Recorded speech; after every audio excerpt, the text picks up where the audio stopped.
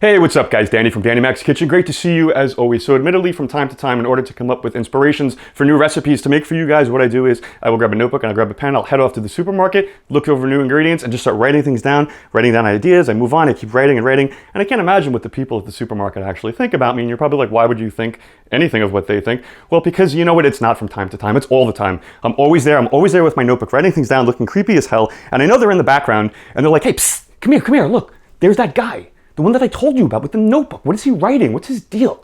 I don't know. It creeps me out. That guy really needs to get a hobby. Well, you know what? I don't really care what they think because it works for me and I do get inspiration. And recently I was in the butcher section of my supermarket. I came across a fairly common item, which is cubed stewed meat. And I was like, you know what? I've never done anything with this on the show before. I was like, what can I come up for these guys with an awesome recipe? And you know what? We're going to make a beef Burgundy stew, classically known as beef bourguignon. It's awesome, but we're gonna do it pot pie style, and we're gonna top it with an amazing puff pastry crust, a little egg wash, and it's gonna come out beautiful golden brown and delicious. Super stoked, very easy. Let's rock it, guys.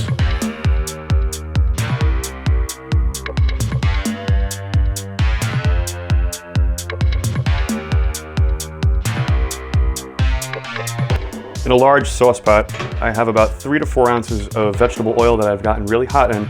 What I want to do is I have 2 pounds of cubed stew meat here. It's also known as top round. This really works well when you're braising something or making a stew. And what I'm going to do is I'm going to start just introducing the meat in small batches because I want to brown them on each side. Carefully turn them over.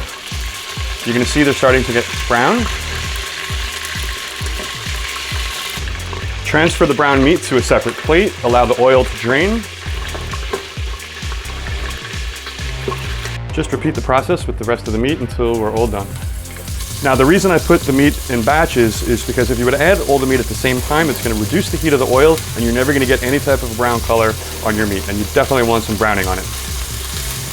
Next up, add about 4 or 5 more ounces of oil to the pot, get it nice and hot, and we're going to add 8 ounces of chopped bacon. And we're going to cook this for about 4 to 5 minutes until it's nice and golden. After about 4 minutes, reduce your heat to medium. Bacon's nice and golden brown. We're going to add 1 large onion diced, and I have 1 leek that I've sliced very thin. Let's add that to the mix. I'm going to add a bunch of baby carrots that I've sliced on the bias. And I'm going to add about 3 to 4 ounces of chopped garlic. We're going to cook the vegetables for about 4 to 5 minutes until the onions turn translucent. Make sure you stir constantly. After 4 to 5 minutes, onions are nice and translucent, and we're going to introduce some mushrooms. I'm using 2 different kinds. I like to add Portobello mushrooms because they're very steaky and they add a really amazing flavor to the sauce. And I'm also going to be adding Shiitake mushrooms just because Shiitake mushrooms rock. And I happen to get an amazing price on them at the local Korean market by me, which is virtually unheard of. So we're going to cook these mushrooms for another 5 minutes until they release all their liquid. Now that our mushrooms are nice and cooked down, we're going to add 3 heaping tablespoons of all-purpose flour, followed by 3 tablespoons of tomato paste. And we're going to cook this for an additional minute. Now, the reason that we're going to cook this for an additional minute is for 2 reasons. 1, to get rid of any metallic taste the canned tomato paste may have, and also to cook out some of the starch from the flour. And it's the flour that's what's going to create the thickening agent for our sauce as it cooks down. After cooking for 1 additional minute, I'm going to add 4 cups of dry table wine. This is Cabernet that I'm using. Get whatever's cheapest, even if it comes out of a box, doesn't matter. No need to buy expensive wine. And I'm going to add a half a cup of brandy. Again, whatever's cheapest. And I'm going to bring this mixture to a boil, which should take about 3 or 4 minutes. Now that we've come to a boil, I'm going to add 1 large potato that I've diced. Doesn't really matter what kind of potato you use. Stir that in with lots of fresh herbs. I like to use rosemary, thyme, and sage. I think it works really nicely, the combination. I'm going to return all of the meat that we browned earlier with all of the juices that have now formed, because that's going to add to the sauce. So carefully return the meat into the stew mix. Get all those juices. Stir that in. As you can see, it's getting really thick because of the flour. Almost a little too thick. So we're going to add a quart of chicken stock. So for this next step, it's entirely optional, but I've purchased a highly reduced demiglaze. It's a veal demiglaze. You can get this at very high-end kitchen stores, such as Williams-Sonoma, which is where I got this. You may or not have these around you. Like I said, it's optional, but I really think it adds an amazing, amazing beef flavor to the stew. Like I said, this is highly concentrated, so I'm going to add about 3 tablespoons of it, and it's very sticky, so allow it to come off the spoon, and then we're really going to have to stir it in to break it up. I've brought the stew up to a simmer, which is where we're going to leave it. Make sure you season the stew with salt and pepper to your liking. Make sure it's fresh pepper, guys, please, because it's just unacceptable if you don't. Plus, this adds a lot more pepper flavor to it when it's cracked fresh like this. So season it up well. We're gonna simmer this uncovered for 2 hours, very low temperature. You do not want it boiling. Stir intermittently, and I will see you guys in a little bit. So we've simmered for a little bit over 2 hours. This looks really thick, it looks amazing. And the last step is I'm gonna add some pearl onions that are actually jarred, and you could be like, boo, hiss, they're jarred, but you know what, whatever. I like the way they taste, and I'm adding them at the end because if I would have added them in the beginning, they would have totally broken apart. So I'm just gonna stir these in. So I have a 9.5-inch pie dish here, and I'm just gonna start ladling the mixture right in. Get all that goodness. This is so hearty and delicious. So perfect for this time of year, especially when it's cold out. Really like warms up your soul. So stoked. Don't fill it all the way to the top because we're gonna further bake this and it's gonna get hot and boil over. So I'd say go about like 3/4 of the way up. Cover your cutting board entirely with flour, making these really cool patterns. No, I'm just kidding, but just make sure it's covered. And yeah, this way the puff pastry won't stick to it. So I have my cutting board, I've floured it really well. I have puff pastry, which I've thawed out completely, which you absolutely need to do.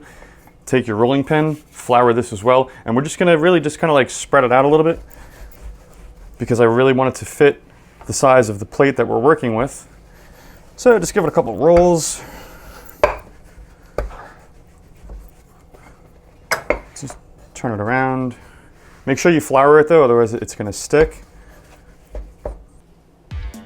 Now take the pastry that you just rolled out, place it on top of the dish, just like that. Make it nice and even. And just start like crimping it around the edges. Just kind of create like a seal.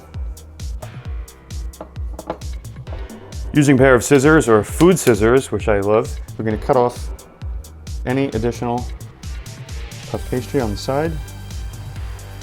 And you can discard it, we're not gonna have any use for it. Now to finish this off, I have 2 eggs, which I'm gonna beat together. Only takes about 10-15 seconds. And I'm gonna add a lot of chopped chives to it. Just really work it in there. Now I'm gonna use a pastry brush and I'm gonna brush the egg wash liberally all over the top. This will create an awesome brown color as it bakes in the oven. And you know, I really love using the chives in the mixture as it creates a really cool effect. Make sure to brush all around the edges too. Don't miss any spots. We're gonna bake this at 400 degrees for probably like 30 to 40 minutes. What I wanna do first before placing it on the baking sheet, which is lined with foil, is just kinda like create a couple holes to allow for steam to release. So don't go crazy, just like, 3 or 4 slits, should suffice. So using your lined baking sheet, place this on here. It's lined because it may boil over. And like I said, 400 degrees for 30 to 40 minutes. Let's place it in the oven. And I'll see you guys in a little bit. After about, say, 45 minutes, let's pull this out of the oven. Wow, oh my God, this looks absolutely amazing.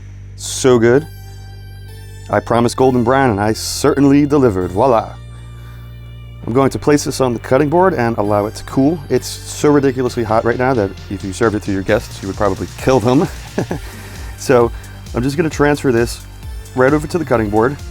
I'm going to allow it to cool for at least 15 minutes because it is so hot. And that looks unbelievable. So excited. Enjoy, guys.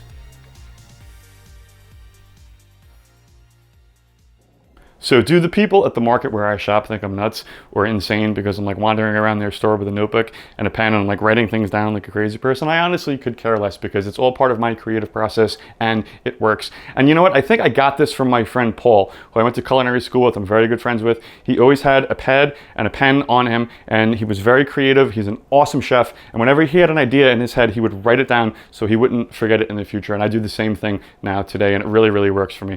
Guys, the great thing about today's recipe is that, you know what, it freezes really, really well. Pop it in the freezer. You know what, for next dinner, like a couple weeks away, if you're pinched for time or whatever, take it out, thaw it out, throw it in the oven, throw some puff pastry on top, and you have an absolutely amazing dinner. Guys, I hope you really enjoyed this recipe today. If you did, please give us a thumbs up, give us a like, share this with your friends and family on social media. And if you haven't already subscribed to the channel, please do so now for more great weekly video recipes. And if you ever have any questions about today's episode, any previous episode, or anything in general, please leave a comment below and I'll absolutely get back to you guys. It was awesome spending time with you guys today. Till next time, Danny from Danny Mac's Kitchen. Great seeing you.